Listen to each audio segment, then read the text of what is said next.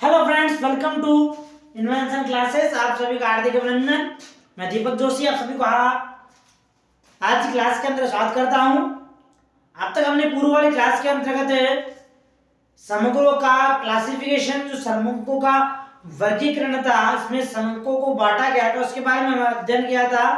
पंचम अध्याय चल रहा है हमारा, सब विद्यार्थियों को तय। पंचम अध्याय का नाम क्या था? पंचम अध्याय का नाम था हमारा संगणना एवं प्रतिदर्श अनुसंधान। तो सबके अंतर्गत हमने समग्रों का वर्गीकरण जो किया था। आज उस वर्गीकरण के अंतर्गत जो भाग बताए गए थे, उसके इकाइयों के आधार पर, इकाइयों के अस्तित्व के आधार पर जो दो भाग बताए गए थे, उन्हीं के बारे में विस्तार पूर्वक अध्ययन करेंगे, जानकारी जुटाएंगे। ठीक है, तो हेडिंग डाले सभी विद्यार्थी, समग्र का वर्गीकरण। आज का बिंदु हमारा रहेगा समग्र का वर्गीकरण। जो समकों का वर्गीकरण जो दो भागों पर किया गया था, दो भागों में जो बांटा गया था, उन्हीं दोनों भाग बिंदुओं के बारे में हम विस्तार पूर्वक जानकारी प्राप्त करेंगे। आगे अध्ययन करने से पहले आप सभी को बता दूं, हमारे चैनल को अधिक से अधिक सब्सक्राइब कीजिएगा, बेल आइकन के बटन को अवश्य दबाइएगा, लाइक कीजिएगा, शेयर करने का प्रयास भी कीजिएगा। समझ में आ रहा है तो कमेंट के माध्यम से अवश्य बताइएगा। ठीक है, हेडिंग डाल लीजिए, समग्रों का वर्गीकरण जो क्लासिफिकेशन किया गया था, यह दो बिंदुओं के आधार पर किया गया था। प्रथम बिंदु है हमारा इकाइयों की संख्या के आधार पर। प्रथम प्रकार कौन सा था बच्चों? इकाइयों की संख्या के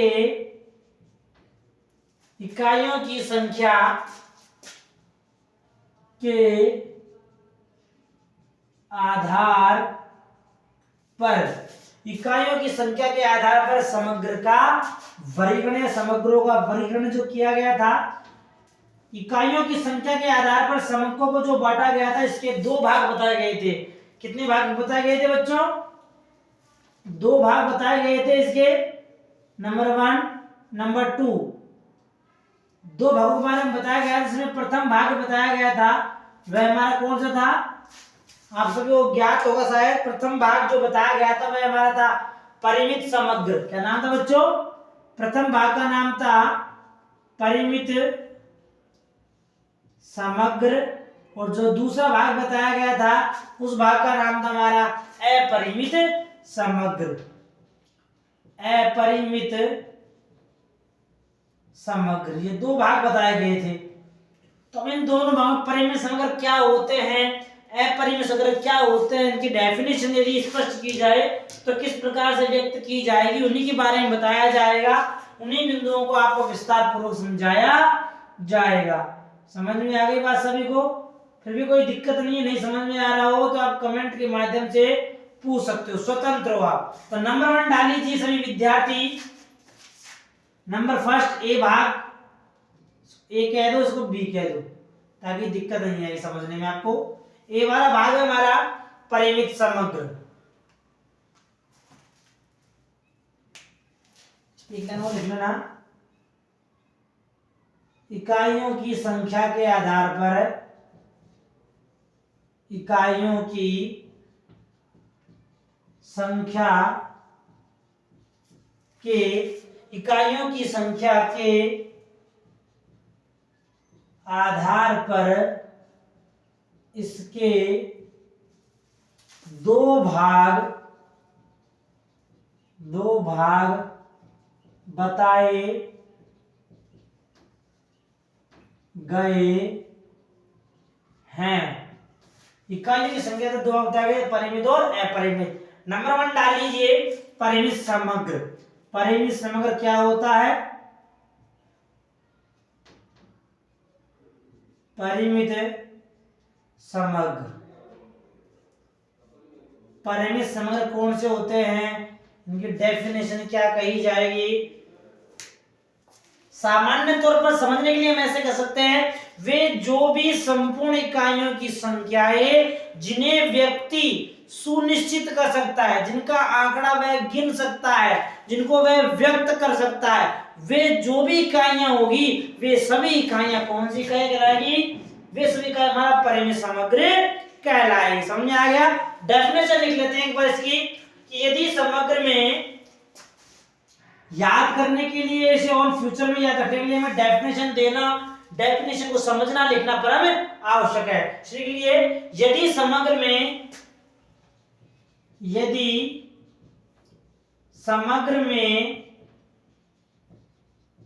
इकाइयों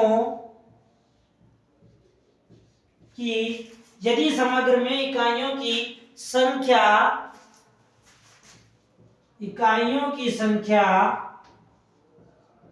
सुनिश्चित, क्या बच्चों इस बिंदु को ध्यान रखना, यहाँ केवल शब्दों का हेरफेर है। जब सुनिश्चित आ जाए, सुनिश्चित संख्या आ जाए तो वह हमारे परिमित समग्र में सम्मिलित की जाएगी। सुनिश्चित हो तो उसे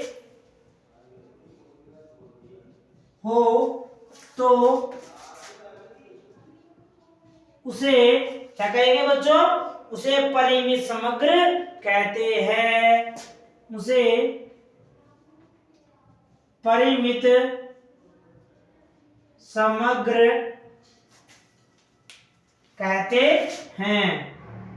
परिमित समग्र का जो उपनाम है, परिमित समग्र का उपनाम कहता है सुनिश्चित समग्र। तो जो परिमित समग्र होते हैं तो परिमित समग्र को सुनिश्चित समग्र भी कहा जाता है। लिख लेना, इसे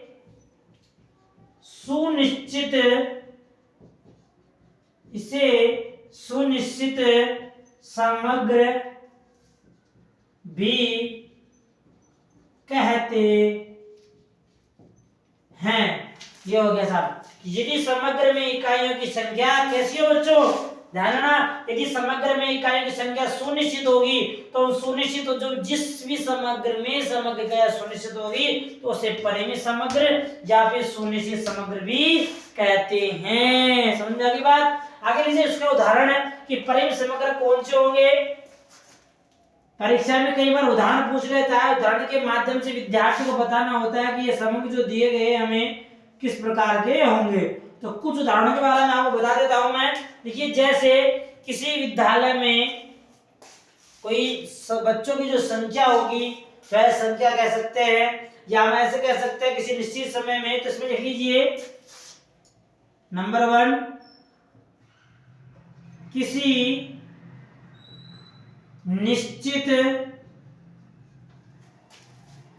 निश्चित समय में विद्यालय में विद्यार्थियों की संख्या, विद्यालय में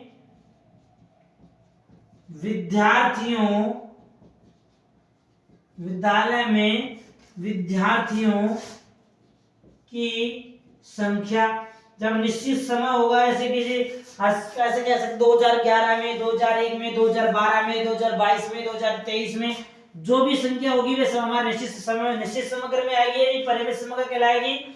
और दूसरा उदाहरण दिया गया है कि वर्ष 2011 के अनुसार, या 11 में कह सकते हैं, 2011 में भारत की कह दो, राजस्थान कह दो, भारत की जो जनसंख्या होगी, जनसंख्या की जो जनगणना, जो भी जनगणना में आंकड़े होंगे वे सभी आंकड़े कैसे होंगे बच्चों? परिमित समग्र में सम्मिलित किए जाएंगे। समझ में आ गया? परिमित समग्र क्या होता है कि निश्चित समय में विद्यालय में विद्यार्थियों की जो संख्या होगी वह परिमित समग्र कहलाएगी। और यदि किसी वर्ष 2011 में भारत की जनसंख्या और पॉपुलेशन, वह पॉपुलेशन भी हमारी क्या कहलाएगी बच्चों? परिमित समग्र कहलाएगी। दूसरा प्रकार बताया गया हमारा, दूसरा भाग बच्चों क्या है? अपरिमित समग्र। तो बी वाला भाग डाल लेना सभी विद्यार्थी।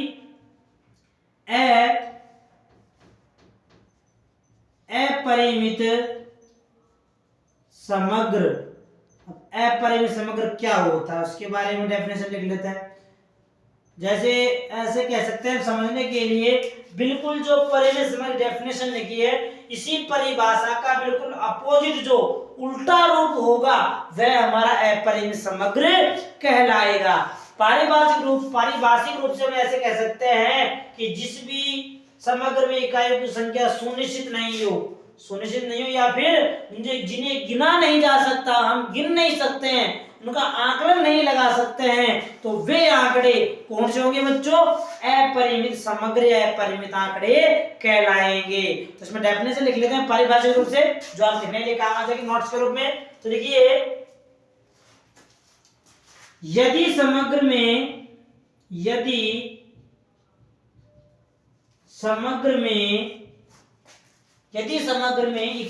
की संख्या, यदि समग्र में इकाइयों की संख्या अनंत, या फिर हम ऐसे कह सकते हैं जिन्हें हम गिन नहीं सकते हैं, इकाइयों की संख्या अनंत या अपरिमित होती हो, तो अनंत या अपरिमित हो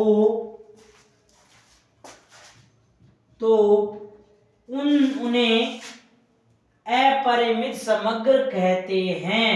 कौन से कहेंगे बच्चों? उनको अपरिमित समग्र कहेंगे। हो या जिनकी संख्या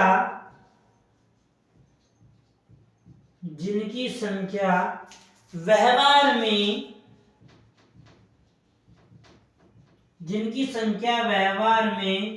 गिनी न जा सके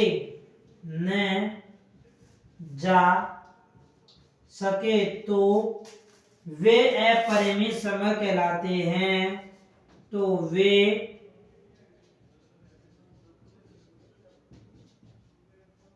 अपरिमित समग्र कहलाते हैं। समझ में आ गया सभी को? अपरिमित समग्र किसे कहा जाएगा? यानी वे इकाइयां, वे समूह है, वे ग्रुप है जिनकी संख्या अनंत हो, यानी जिन्हें व्यक्ति अपने व्यवहार के अंदर नहीं गिन सकता हो, जिनकी कैलकुलेशन करना बहुत जटिल कार्य बन जाता हो, तो वे समग्र अनंत अपरिमित कहलाएंगे। अब उदाहरण के लिए क्या कह सकते हैं? उदाहरण के लिए जैसे आगे मैंने आपको पिछली बार ही बता रहा हूं कि उदाहरण के माध्यम से विद्यार्थी को याद तुरंत हो जाता है और याद करने में सरलता हो जाती है। देखिए, जैसे नंबर 1, समुद्र में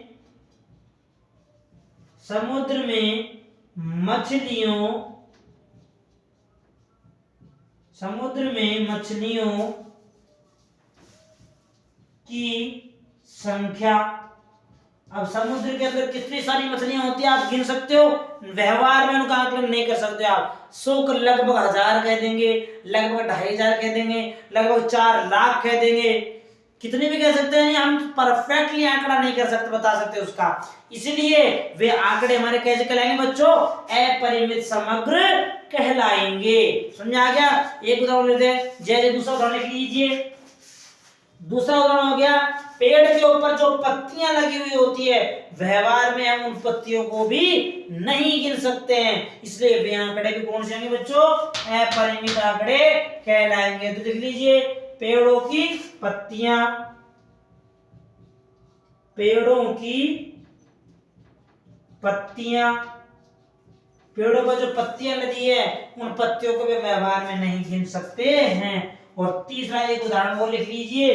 कौन सा उदाहरण? वो उदाहरण लिख लीजिए, यदि आकाश की तरफ आपने मुंह करके देखा हो, क्या? यदि आकाश की तरफ मुंह करके देखा हो तो आपको क्या दिखा है बच्चों? तारे। तो तारे क्या है? ये भी अनंत है, इन्हें नहीं गिना जा सकता, इसलिए तारे भी हमारे अपरिमित आंकड़े कहलाएंगे। तो लिख लेना कि आकाश में तारों की संख्या, आकाश में तारों की संख्या, तो आकाश में जो तारों की संख्या है वे भी हमारे अपरिमित आंकड़ों के अंतर्गत ही सम्मिलित की जाएंगी। शायद जहां तक मैं समझ रहा हूं आपको शायद समझ में आ चुका होगा कि परिमित समग्र कौन से होते हैं, वो अपरिमित समग्र कौन से होते हैं। परिमित समग्र को सामान्य डेफिनेशन बता रहा हूं, इन समग्रों को हम गिन सकते हैं। इनकी संख्या सुनिश्चित हो सकती है।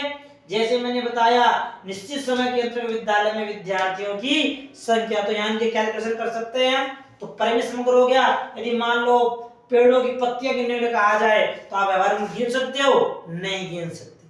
आज जैसे में अपरिमित, मानव के सिर पर कितने बाल है? अब जो घने बालों से लदा हुआ व्यक्ति होगा तो क्या आप उनके बालों को गिन सकते हो? नहीं, पॉसिबिलिटी नहीं है।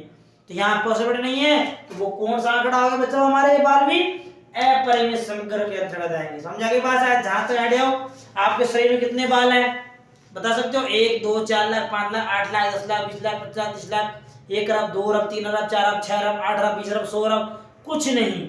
आप बता नहीं सकते हो, आपके अनंत हो गए शब्द। यहाँ क्या अनंत है? तो यहाँ आंकड़े अनंत हो चुके हैं, तो ये भी हमारे अपरिमित समग्र के सम्मिलित किए जाएंगे। समझा गया?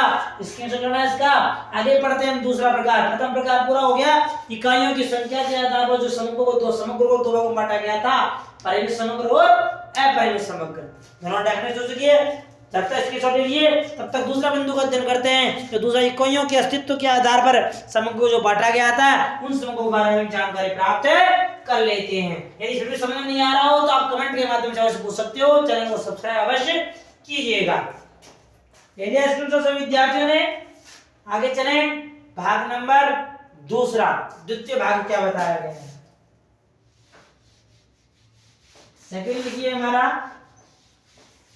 पूर्व वाले क्लास में नाम बता दिया था मैंने, चार्ट के माध्यम से विद्यार्थियों को समझाया भी था कि कौन सा बिंदु क्या होता है, किस समग्र को कितने भागों में बांटा गया है।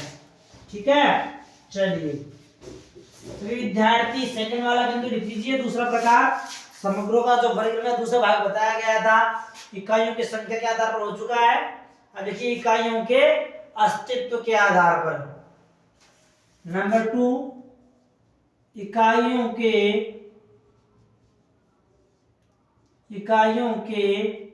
अस्तित्व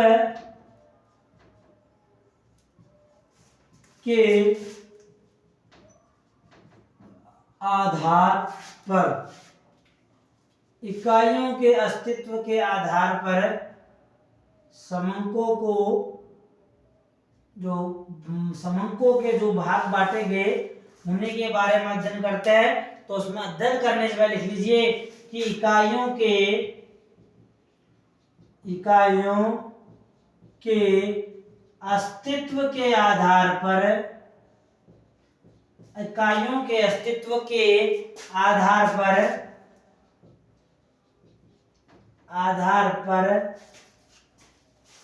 समग्रों को दो भागों में बांटा गया है। इनको भी दो भागों में बांटा गया है, वो मैंने दो ग्रुप बना दिए हैं। प्रथम नाम लिख लीजिए वास्तविक समग्र। नंबर 1 ए भाग लिख लीजिए, छोटा ए, छोटा वाला ए डाल लेते हैं। इसमें लिख लीजिए वास्तविक समग्र। और जो दूसरा भाग बताया गया है, इसका नाम हमारा काल्पनिक समग्र। बी वाला भाग क्या बताया गया है बच्चों? काल्पनिक समग्र। समझे आ गए यहां तक? कोई दिक्कत किसी विद्यार्थी को? पूर्व में चार्ट के माध्यम से अध्ययन भी कर चुके थे वैसे। नंबर 1 डालिए सभी विद्यार्थी, छोटा वाला ए, वास्तविक समग्र क्या होता है? वास्तविक समग्र पारिभाषिक रूप से समझ सकते हैं, वैसे शब्दों के माध्यम से आपको अवगत हो भी रहा है। जो वास्तविक समग्र होते हैं, ये इनकी जो इकाइयां होती है, इकाइयां वास्तविक रूप से व्यक्ति के प्रत्यक्ष दिखाई देने वाली होती है। तो जो इकाइयां व्यक्ति को प्रत्यक्ष रूप से, यथार्थ रूप से विद्यमान दिखाई दे रही है, तो वे समग्र या वे समग्र हमारे वास्तविक समग्र कहलाते हैं। ये तो क्या संबंधित दृष्टि से। अब परिभाषा के रूप में क्या कहा जाएगा उसको भी लिख लीजिए। देखिए, यदि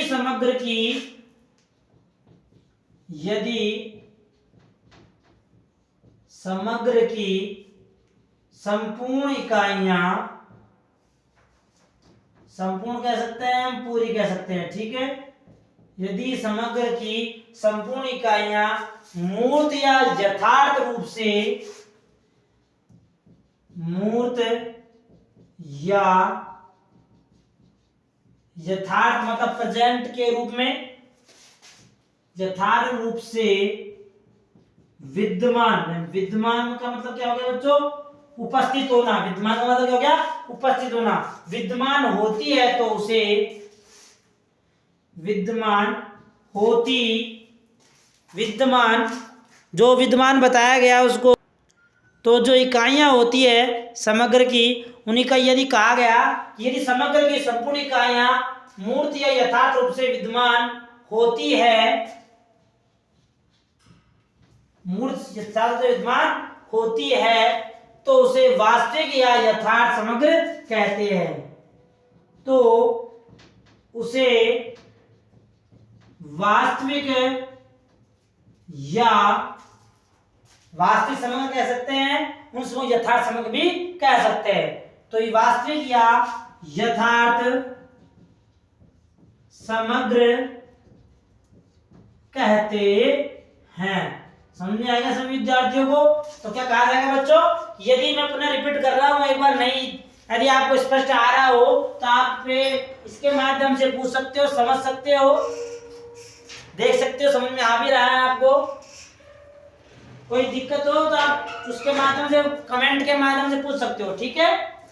पुनः रिपीट कर रहा हूं, यदि समग्र की संपूर्ण इकाइयां मूर्त या यथार्थ रूप से विद्यमान होती है तो उसे वास्तविक या यथार्थ समग्र भी कहा जाता है। समझ में आ गया? इसके उदाहरण लीजिए, उदाहरण में क्या कहा जाएगा, उदाहरण में बताया गया है, ऐसे कुछ उदाहरण, कुछ समग्र ऐसे होते हैं जिन्हें हम वास्तविक रूप से प्रदर्शित कर सकते हैं। जैसे भारत सरकार के द्वारा, नंबर 1, जैसे भारत सरकार के द्वारा, भारत सरकार के द्वारा आयकर दाताओं की संख्या, द्वारा आयकर दाताओं की संख्या, आयकर दाताओं की जो संख्या बताई गई है भारत सरकार ने, तो यह संख्या कैसे आएगी बच्चों, प्रत्यक्ष आएगी कि जो व्यक्ति इनकम टैक्स डिपार्टमेंट के अंतर्गत आय के ऊपर जो लगने वाला टैक्स है, जो कर है, उस कर का वह भुगतान करता है, तो उनकी संख्या क्या आएगी, वास्तविक आएगी। सब 1 लाख की आबादी में से लगभग 20,000 ऐसे व्यक्ति हैं जो आय के ऊपर कर का भुगतान करते हैं। समझ आ गया? तो ये संख्या जो ये आंकड़े आएंगे, ये कौन से आएंगे, वास्तविक समग्र के ही व्यक्त होंगे।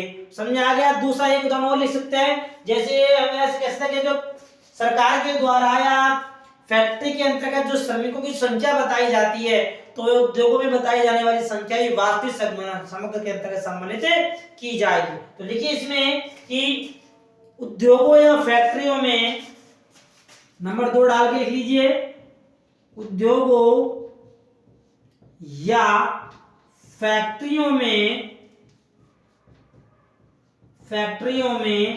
कार्यरत श्रमिकों की संख्या, कार्यरत श्रमिकों की जो संख्या होगी, यह संख्या भी हमारे वास्तविक समग्रों के अंतर्गत ही सम्मिलित की जाएगी। समझ में आ गया सभी विद्यार्थियों को? यह संख्या भी हमारी वास्तविक समग्र में ही मानी जाएगी। इसलिए कहा जाता है कि जो फर्म या संस्था के अंतर्गत जो व्यक्ति कार्य कर रहे होते हैं, उनके लिए वास्तविक समग्र बता दिया गया कि वास्तविक संरचनाएं वास्तविक समग्र मानी जाती है। दूसरा डाल लीजिए, दूसरा हमारा जो प्रकार बताया गया है वह कौन सा है बच्चों? दूसरा प्रकार बताया गया हमारा काल्पनिक समग्र। हेडिंग डाल लीजिए, बी वाला बिंदु हमारा, बी हमारा बिंदु है काल्पनिक समग्र। तो काल्पनिक समग्र क्या होता है? परिभाषा वैसे मैं आपको पूर्ण बता दूं, शब्द के माध्यम से पता लगा, काल्पनिक कल्पना के आधार पर, यानी कोई भी डाटा जो होगा, समग्र इकाइयां होगी, यदि वे कल्पना के आधार पर व्यक्त की जा रही है तो वे हमारे काल्पनिक समूह के अंदर सम्मिलित की जाएगी।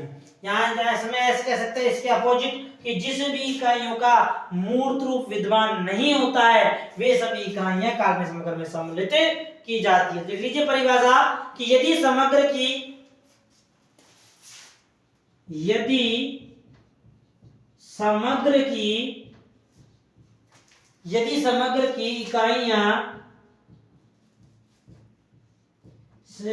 इकाइयां पूर्ण रूप से या मूर्त रूप से कह सकते हैं या पूर्ण रूप से कहते हैं, पूर्ण रूप से या मूर्त रूप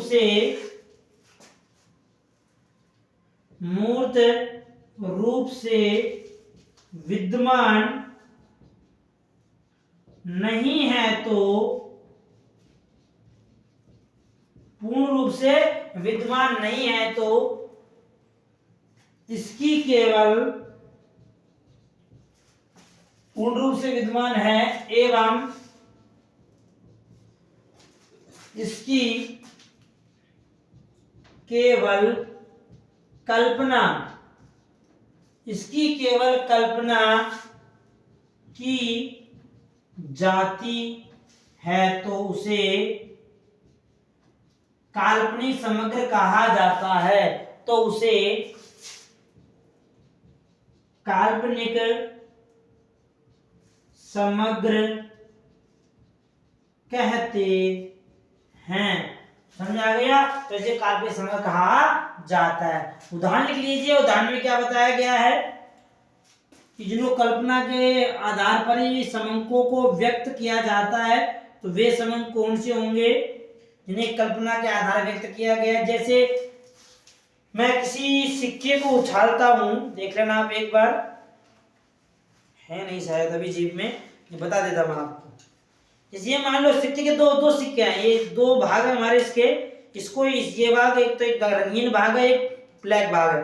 यदि मैं इस हिस्से को मैं उछालूंगा तो उछालने पर इसके दोनों भाग रंगीन या ब्लैक एंड व्हाइट, ये ब्लैक एंड ब्लैक, ये व्हाइट, तो ब्लैक और व्हाइट में से एक हिस्सा आने की संभावना है कि इन दोनों भागों में से कोई सा भी भाग आ सकता है। तो यहाँ पे किसका क्या होगा बच्चों, ये यहाँ पर जो व्यक्त कैसा है, मैं कहूँ ये 10 बार आएगा, ये 11 बार आएगा, तो ये मैं किसके कर रहा हूँ, एक ओनली फॉर कल्पना के आधार पर ही व्यक्त कर रहा हूँ। इसलिए ये जो समंक होंगे, जो ये समग्र होंगे, जो इकाइयां होगी वे कैसे होगी बच्चों, काल्पनिक होगी। जैसे मैं सिक्का उछालता हूं तो सिक्के के चित और पट आने की संभावनाएं भी कैसे होगी बच्चों, काल्पनिक ही होगी। तो इसमें उदाहरण के तौर पे लिख लेना कि सिक्के को उछालने पर, सिक्के को उछालने पर उसके चित या पट आने की, उसके चित या पट आने की संभावना, पट आने की जो संख्या होगी वे संख्याएं भी क्या कहलाएंगी बच्चों, हमारी काल्पनिक समग्र ही कहलाएंगे। ये हो गए हमारे इकाइयों की संख्या के आधार पर समग्र और दूसरा इकाइयों के अस्तित्व के आधार पर समग्र। दोनों के उदाहरण आपके सामने व्यक्त हो चुके हैं कि किस का उदाहरण क्या रहेगा।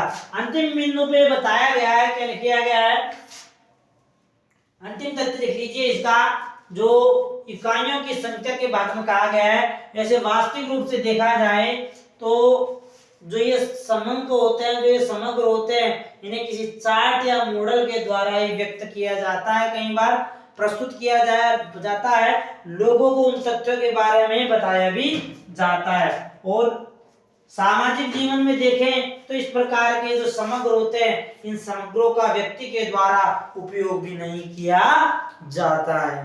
ठीक है, तो लिख लेना इसमें अंतिम बिंदु पे कि इस प्रकार के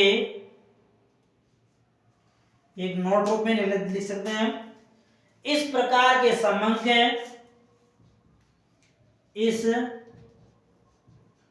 प्रकार के समंक या समग्र कह दो हम उसको, समग्र से तात्पर्य संपूर्ण भाग से है। इस प्रकार के समंक सांख्यिकी विश्लेषण में, सांख्यिकी विश्लेषण में एनालिसिस करना, सांख्यिकी विश्लेषण में मात्र मॉडल के रूप में व्यक्त करते हैं, मात्र या केवल मॉडल के रूप में, जो मैंने अभी आपको बताया था भाई, मॉडल के रूप में व्यक्त करते हैं। जो इसका मॉडल बनेगा, मॉडल व्यक्त करते हैं वास्तविक सर्वेक्षण में, जो वास्तविक रूप से सर्वेक्षण किया जाएगा, वास्तविक सर्वेक्षण में, वास्तविक सर्वेक्षण में इन समंकों का, इन समंकों का प्रयोग नहीं किया जाता है। यानी वास्तविक रूप से इस प्रकार के समंकों का हमारे व्यवहार के रूप में प्रयोग नहीं किया जाता है। समझ में आ गया? कुछ पूछना हो देखना, पुनः रिपीट कर रहा हूं एक बार।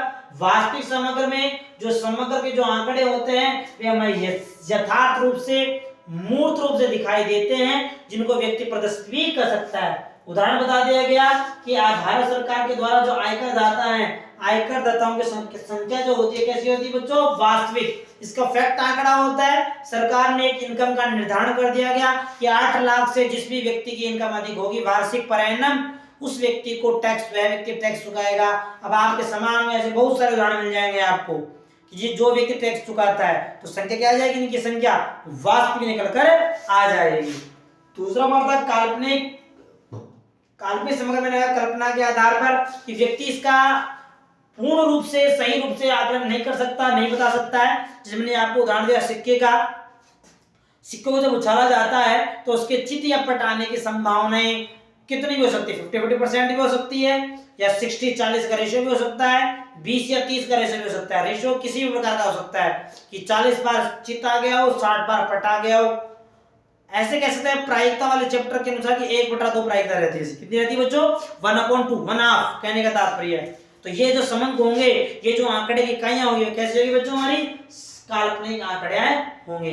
और अंतिम बिंदु नोट के अंदर आपको बता भी दिया गया है कि इस प्रकार के जो समंक होते हैं कौन कौन से, यहाँ फर्स्ट वाले के जो 2 भाग बताए गए, प्रायिकता वाले, अप्रायिकता, परिमित और अपरिमित वाले, अस्तित्व के आधार पर 2 बताया गया, वास्तविक, काल्पनिक वाले। इन चारों प्रकार के समग्रों का प्रयोग केवल सांख्यिकी विश्लेषण में इस रूप में करते हैं बच्चों, केवल मॉडल या प्रतिरूप के रूप में ही प्रयोग करते हैं। व्यवहार में इस प्रकार के मॉडलों का प्रयोग नहीं किया जाता है।